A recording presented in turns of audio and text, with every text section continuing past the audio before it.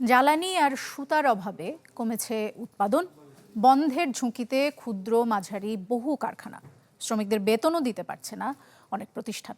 আর এতে করে তৈরি হচ্ছে শ্রমিক অসন্তোষ।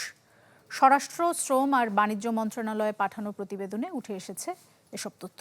ইমদাদ হকের রিপোর্ট। নিরবচ্ছিন্ন জ্বালানির অভাব, রাজনৈতিক অস্থিরতা আর বিশ্ববাজারের নানা প্রতিযোগিতায় কঠিন সময় পার করছে তৈরি পোশাক খাত, যা উঠে এসেছে সরকারি প্রতিবেদনেই।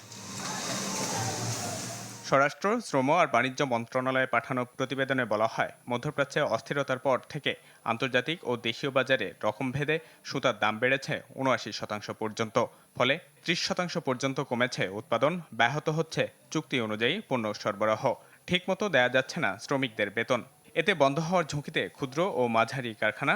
এমন প্রেক্ষাপটে শ্রমিক অসন্তোষের সংখ্যার কথাও উল্লেখ করা হয় প্রতিবেদনে।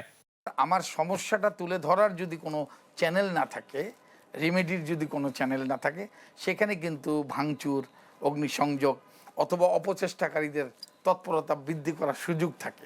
৩ বছরে প্রায় 400 ফ্যাক্টরি বন্ধ হয়েছে। অ্যাট দ্য সেম টাইম যে ডাটাটা আমরা দিই নাই বা আপনারা জানতে চান না, সেটা হলো 269টা নতুন ফ্যাক্টরি গত 3 বছরে এসছে। সুতরাং বন্ধ হওয়ার প্রক্রিয়াটা যেমন চলমান, নতুন করে ফ্যাক্টরি আসার প্রক্রিয়াটাও চলমান।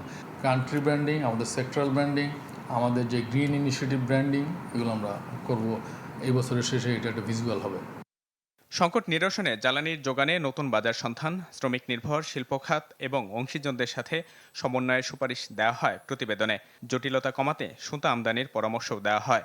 ফ্যাক্টরি জ্বালানির কারণে পার্টিকুলার বন্ধ হয়ে গেছে এমন ডাটা নাই, বাট এইটার ইম্প্যাক্ট হয় কি, যে আজকে ধরেন এইটা মে মাসে কোনো একটা ইস্যু বা ইনসিডেন্টের কারণে কোনো একটা নির্দিষ্ট ফ্যাক্টরি উৎপাদন করতে পারলো না, এটার ইম্প্যাক্ট হবে আজ থেকে 3 মাস পরে। অর্ডার ক্যান্সেলেশন হয়ে গেল, সেই ক্যান্সেলেশনটা ওই নির্দিষ্ট ফ্যাক্টরি সেটা সহ্য করার ক্ষমতা আছে কিনা, সহ্য করার ক্ষমতা না থাকলে উনি একসময় ফ্যাক্টরিটা বন্ধ করবেন, তখনই শ্রমিক বেকার হবে।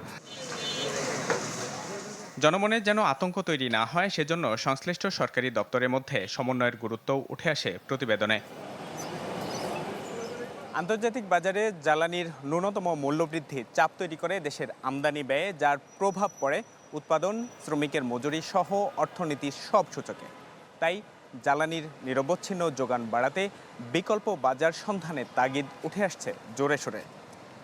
ইমদাদ হক, চ্যানেল 24, ঢাকা।